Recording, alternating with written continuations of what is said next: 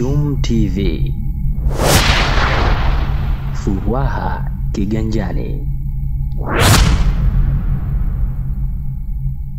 Hujambo mtazamaji wa Chum TV online. Karibu katika kitu cha Nisaidie. Na leo hii tupo katika wilaya ya Magharibi A, shehia ya Mchikichini, jimbo la Welezi. Tumefika kwa Bi Salha kuzungumza kuhusu familia yake kama mazingira halisi mnavyoyaona. Kuangalia hali halisi ya maisha ya ulezi wa watoto wao wawili ambao wana mahitaji maalum. Mmoja Moses Saidi na wa pili Hussein Ali. Hali ya maisha ndio tuko nayo hivyo hivyo. Nashukuru Allah tunapata riziki hivyo kidogo kidogo. Vipi kuhusu masuala mazima ya upataji wa elimu, huduma ya afya, miundombinu? Kutokana na hali ya elimu, huyu wa kwangu mimi hafahamu chochote, hajui kusema, hajui chochote, yeye yupo tu. Huyo wa pili na yeye ndio hivyo hivyo, anaweza kusoma ndipo akielimishwa. Kwa maana aliwahi kupelekwa shule za chekechea hizi ndogo ndogo, lakini kwa bahati nzuri au mbaya walimu wake wakaondoka, kwa hiyo hakupata tena nafasi hiyo mpaka sasa hivi. Kuna zile skuli za mahitaji maalum zile kama mjumuisho, uliwahi kumpeleka mfano kurefesi? Hajawahi kupelekwa. Kwa alipata elimu ya maandalizi tu. Katika huduma za kiafya, unapataje huduma kiafya katika watoto wawili hao na shule? Huyu mmoja huwa sijatoka hasa nje kwa kwenda naye kliniki. Hapo mwanzo alipopatikana haya matatizo ndio aliwahi kulazwa kama kiasi ya mwezi mmoja. Tena tukaruhusiwa, tulilazwa mwezi mmoja. Tukaruhusiwa jana nyumbani na mpaka sasa hivi niko naye hivyo. Kwa tu kama vile ana homa ndogo ndogo atafuta daktari anamshughulikia. Au alipata homa ile ya typhoid pia nilimuita daktari, kwa vile kutokana na hali ya usafiri ilikuwa kwangu ngumu, nikamtafuta daktari akaja akamshughulikia na Mungu akatusaidia tukapoa. Hali ya Hussein tangu alipozaliwa hivyo, kwanza amezaliwa mzima na afya.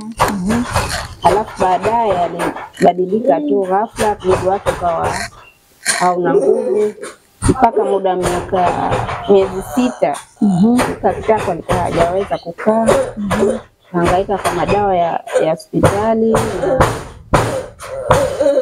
dawa za kienyeji za kusugua mwili. Alipata elimu japo ya msingi, ya maandalizi, ya sekondari. Skuli ni maandalizi, lakini hakuendelea sana kutokana na changamoto za walimu ambaye alikuwa akimsomesha. Alikuwa hana nafasi nzuri ya kukaa akasomesha watoto. Katika swala la huduma upande wa Hussein, bibi yake ikoje? Huduma za Hussein tunakuwa nazo hivyo kidogo kidogo, tunasaidiana na mama yake na babake mdogo akija, tuna shida naye tunamsaidia, anatusaidia. Kuna changamoto gani kwa upande wa Hussein? Changamoto zake Hussein ndio kwanza kutulii na fahamu zake, akitoka hapa nyumbani kurudi hajui. Yeye yuko tu anaendelea mbele na safari zake mpaka huko. Changamoto gani ambazo ni katika ulezi?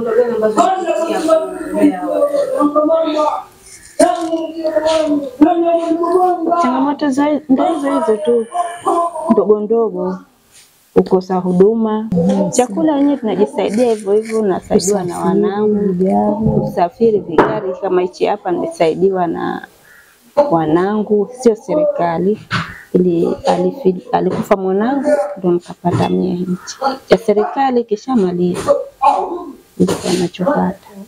Kuna utaratibu ule wa watu kusaidiwa, wewe ulisajili utaratibu ule? Usajili huu nilipata kusajiliwa mazingira magumu, ndio kama hivyo, na nilipata hii mara moja tu kama sikosei.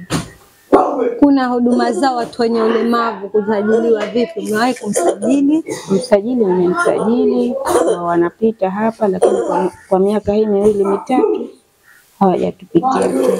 Ni huzuni imetawala katika familia ya Bi Salha ambaye kama tulivyomsikia anahitaji changamoto mbalimbali na mahitaji mali mwenye msaada wa chochote. Kwa mfano hata katika kitambulisho pia mwanae Muzni kashafikia umri wa miaka 28 pia bado hajapata kitambulisho cha aina yoyote. Tunahitaji msaada maalumu ambao kusaidiwa Muzni angalau wakufika japo katika sehemu ya huduma za kijamii, hospitali, skuli.